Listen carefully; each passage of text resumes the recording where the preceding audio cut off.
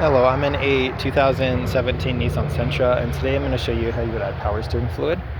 So spoiler alert, there is no power steering fluid, as this is an electronically controlled system. So that said, if you're having issues, I would check through your suspension, steering system, see if there's any obvious issues. You could go check, plug into the OBD2 port inside with a scan tool, see if it's got any codes that might lead you in the right direction. Often with these electronic systems, it's something simple as like a fuse or like a module that needs reset or flashed, something along those lines. In rare situations, you might need to replace the little motor that controls the system, but usually it's just something electronic.